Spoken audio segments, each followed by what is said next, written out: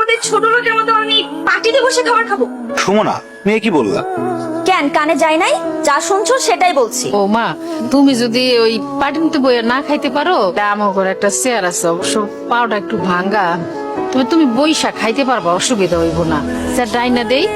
ভাঙা চেয়ারে বসে সুমনা খাবার খাবে? অসম্ভব। ছি ছি, এসব কি রান্না করছে? এর থেকে তো আমার বাসার কাজের বুয়ারা ভালো রান্না করে খায়। মাকে ভেবে অপমান না করলে হয় না? এটা কোনো রান্না হইলো? তুই খাবারটা খাবা না ঠিক আছে, সেই জন্য তুমি আমাদের রিজিকটা নষ্ট করবা? এই একটা ছোট লোকদের সমস্যা, কিছু বললে তাদের অপমান হয়ে যায়। যত সব ফালতু নাকামি। মাথাটা ঠান্ডা করো। বুঝতে পারছি তুমি এগুলি খাইতে পারবা না। তুমি কও তুমি কি খাইবা, সাইফুল হোটেল থেকে আইনা দিই। ভাবি, মা তো ঠিকই বলছে, তুমি বড়লোক মানুষ, তোমার এইসব খাবার পছন্দ নাই হইতে পারে। তুমি কি খাবা বলো? ফ্রাইড রাইস আর চিকেন ফ্রাই। মা, সেটা তো মেলা দাম। আমি সারাদিনে যে ইনকাম করি তা দিয়ে তো এক প্লেট ফ্রাইড রাইসও হবে না। এই বাসি পচা গন্ধ খাবার তুমি কোথা থেকে এনেছো? ওই যে আমাকে 3 রাস্তার মোড়ে যে দোকানটা আছে না, সুন্দর করে ওই দোকান থেকে আনছি। আমার সামনে নিজে বানাই দিছে। আমি কি ফুটপাতের খাবার খামে?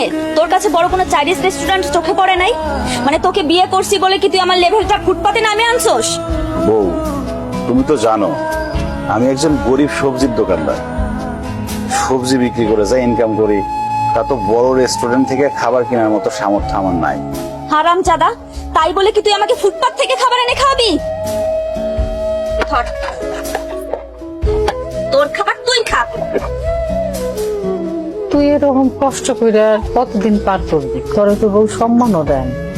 আর যা মনে হইতেছে বউরে দেখে মনে হয় না বউ সংসার করবে। মনে হয় তোর তালা কিনতে চাই। এখানে বালিশের পরিবর্তে ইট কে? আমি রাখছি যাতে তোমার মাথা থেকে রক্ত বের হয়। মানে তুমি আমরা খুন করতে চাও? হ্যাঁ, করতে চাই। প্রয়োজন পড়লে তাই করব। আমার ডিভোর্স চাই। বউ, ডিভোর্স ছাড়া তুমি যা চাইবা তাই পাবা।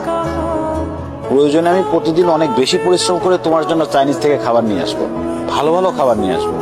আমার না কোনো খাবার চাই না, আমার না তোমার থেকে ডিভোর্স চাই। কারণ তোমার মতো সবজিওয়ালার সাথে না আমার চাই না। কি হলো? এরকম বজ্রপাত হয়ে যায় মানুষের মতো চুপচাপ বসে আছো কেন? কি বলছি কানে যায় নাই? জি, গেছে।